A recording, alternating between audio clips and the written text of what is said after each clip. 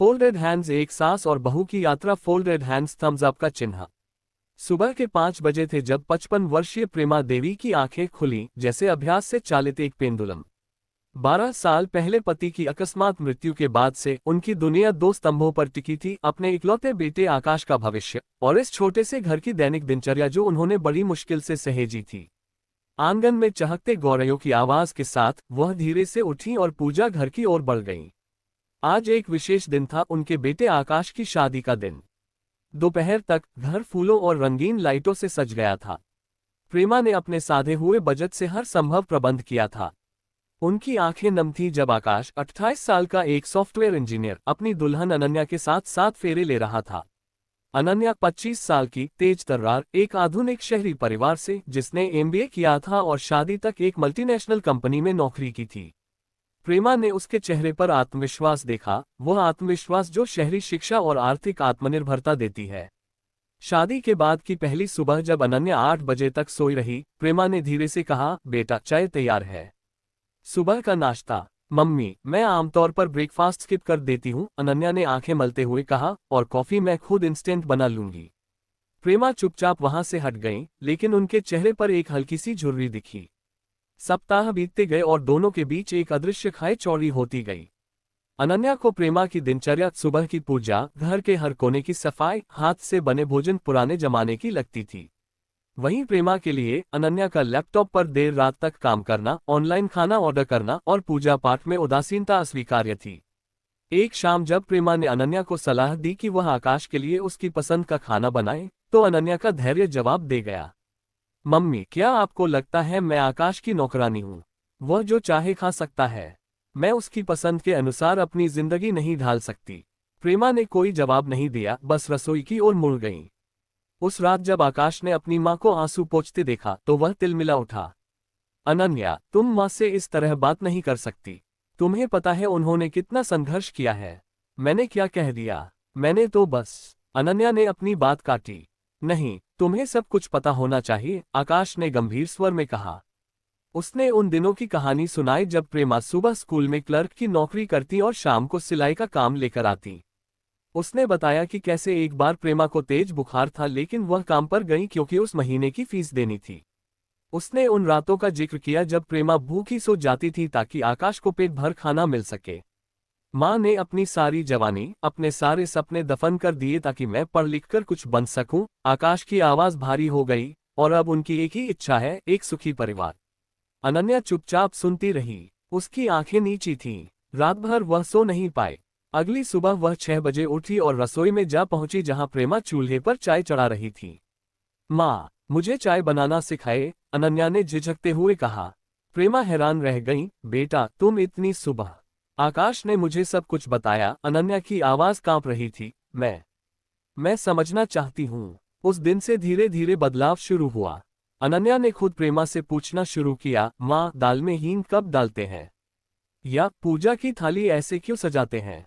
एक दिन उसने प्रेमा के हाथों पर गौर किया, उंगलियां सूजी हुई, जोड़ मोटे हो गए थे, नाखूनों के आसपास की त्वचा खुरदरी। माँ, आपके हाथ? अनन्या ने कोमलता से उनके हाथ अपने हाथों में लिए। कुछ नहीं बेटा, बस सालों सिलाई करते करते। प्रेमा ने हाथ छुपाने की कोशिश की, लेकिन अनन्या ने उनके हाथों को थाम लिया। ये वही हाथ थे जिन्होंने आकाश के लिए किताबें खरीदी थीं, जिन्होंने रातों रात सिलाई करके उसकी फीस जमा की थी, जिन्होंने इस घर को संभाला था। समय बीतता गया। 6 महीने बाद एक शाम अनन्या ने प्रेमा के सामने चाय का कप रखते हुए कहा, माँ, मैं प्रेग्नेंट हूँ। प्रेमा का चाय का कप हाथ से छूट गया। क्या कहा तुमने? उनकी आंखें चौंधिया गईं। हाँ माँ, डॉक्टर ने कंफर्म किया है, अनन्या मुस्कुरा रही थी। प्रेमा उठी और अनन्या को जोर से गले लगा लिया। उनके आंसू अनन्या के कंधे पर टपक रहे थे। बेटा, ऐसा लग रहा है जैसे भगवान ने मेरी प्रार्थना सुन ली। गर्भावस्था के दिनों में प्रेमा अनन्या की देखभाल में जुट गईं। सुबह बादाम भिगोकर रखती, ताजे फल काट कर देती, शाम को टहलाने ले जाती। एक दिन जब अनन्या ने डर जताया, माँ, मुझे लगता है मैं अच्छी माँ नहीं बन पाऊंगी, तो प्रेमा ने उसके सिर पर हाथ फेरते हुए कहा, तुमसे बेहतर माँ और कोई नहीं हो सकती। तुम्हारे अंदर वही संवेदनशीलता है जो एक अच्छी माँ बनाती है। प्रसव का समय आया तो प्रेमा अनन्या के साथ अस्पताल गई। लंबे प्रयास के बाद जब एक स्वस्थ बच्ची का जन्म हुआ और अनन्या को होश आया तो उसकी पहली नजर प्रेमा पर पड़ी, जो बच्ची को गोद में लिए आंसू बहा रही थी। माँ, अनन्या ने कमजोर स्वर में कहा। प्रेमा तुरंत उसके पास आई। कैसी हो बेटा? कुछ चाहिए? बस आप यहाँ हैं, यही काफी है। अनन्या की आंखें नम हो गईं।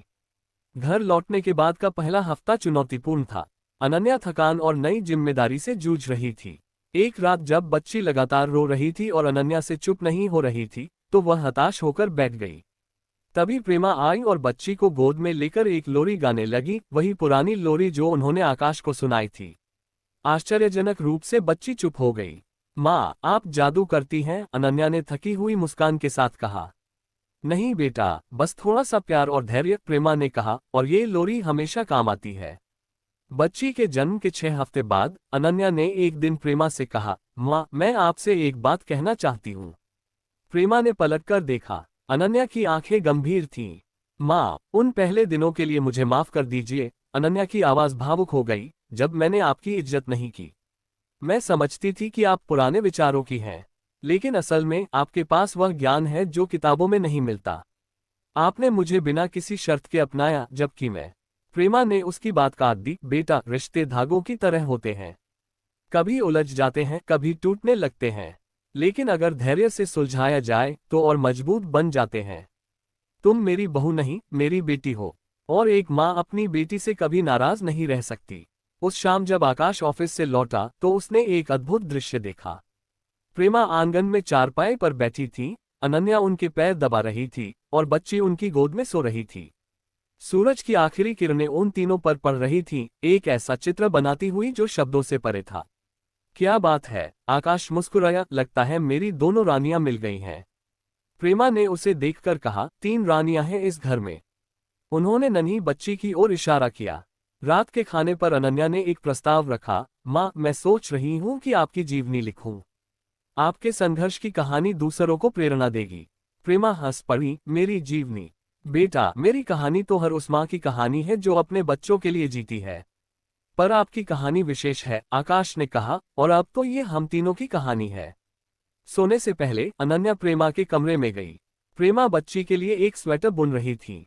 माँ, आज आकाश ने मुझे बताया कि आपने ये स्वेटर बुनने की कला अपनी माँ से सीखी थी, अनन्या ने कहा। हाँ बेटा, प्रेमा ने मुस्कुराते हुए कहा, मेरी माँ कहती थी कि हर टाँके में एक दुआ बुनो तो वस्तु सिर्फ कपड़ा नहीं, आशीर्वाद बन जाती है। मुझे भी सिखाएगा? अनन्या ने पूछा। प्रेमा ने उसे अपने पास बैठाया और उसके हाथों में सिलाई थमा दी। इस तरह, हल्का हाथ रखो। हाँ, बिल्कुल सही। उस पल अनन्या को एहसास हुआ कि यह सिर्फ बुनाई नहीं सीख रही थी, यह एक परंपरा सीख रही थी, एक विरासत ग्रहण कर रही थी, एक ऐसा बंधन बना रही थी जो समय के साथ और मजबूत होगा। कुछ महीने बीत गए। बच्ची, जिसका नाम नैना रखा गया था, अब 6 महीने की हो चुकी थी।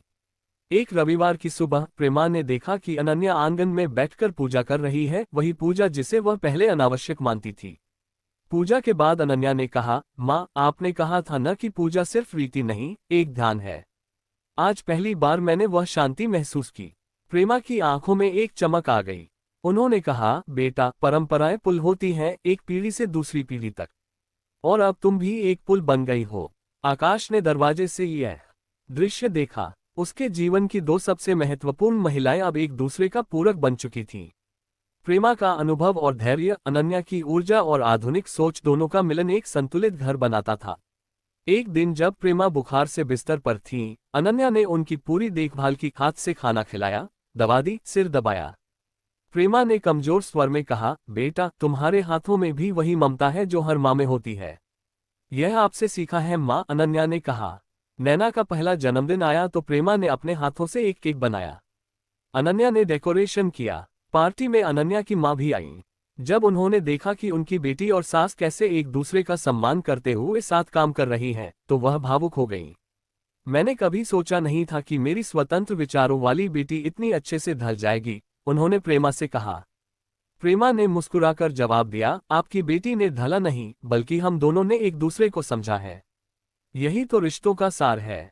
वर्ष बीतते गए। नैना अब स्कूल जाने लगी थी। एक दिन वह लौटी तो उसने प्रेमा से पूछा, दादी, मेरी फ्रेंड कहती है कि उसकी दादी और मम्मी में झगड़ा होता है।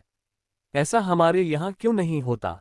प्रेमा ने उसे गोद में उठाते हुए कहा, क्योंकि तेरी मम्मी ने दादी को समझा और दादी ने मम्मी को, और तू हमारी डोर है जो हमें और बांधे रखती है। अनन्या ने ये सुनकर मुस्कुराते हुए कहा, और यह डोर कभी नहीं टूटेगी, क्योंकि यह प्यार के धागों से बनी है। आज प्रेमा और अनन्या का रिश्ता सिर्फ सास बहू का रिश्ता नहीं रहा। ये दोस्ती थी, गाइड और स्टूडेंट का रिश्ता था, और सबसे ऊपर एक माँ और बेटी का अटूट बंधन था। एक ऐसा बंधन जो टकराव से शुरू हुआ, समझ से विकसित हुआ और अब प्यार से इतना मजबूत हो चुका था कि उसे कोई नहीं तोड़ सकता था। और इस रिश्ते की सबसे खूबसूरत बात यह थी कि यह अब एक और पीढ़ी में आगे बढ़ रहा था, नैना के माध्यम से, जो इस प्यार की विरासत को आगे ले जाएगी। क्या आपके जीवन में भी सास बहू के रिश्ते की कोई ऐसी मार्मिक कहानी है जिसने दिल को छू लिया हो? क्या आपने भी कभी ऐसा रिश्ता देखा या जिया है जो टकराव से शुरू होकर अटूट प्यार में बदल गया? हमारे साथ अपने अनुभव साझा करें। आपकी कहानियां और टिप्पणियां इस संवाद को और समृद्ध बनाएंगी। अधिक ऐसी ही हृदयस्पर्शी कहानियां पढ़ने के लिए हमारे पेज श्रद्धा की कहानियां को फॉलो करें। हम नियमित रूप से रिश्तों, परिवार और जीवन के उन सूक्ष्म पहलुओं पर कहानियां साझा करते हैं जो दिल को छू जाती हैं और सोचने पर मजबूर कर देती हैं। आपके सुझाव और सहभागिता हमें और भी बेहतर कहानियां लाने के लिए प्रेरित करेगी।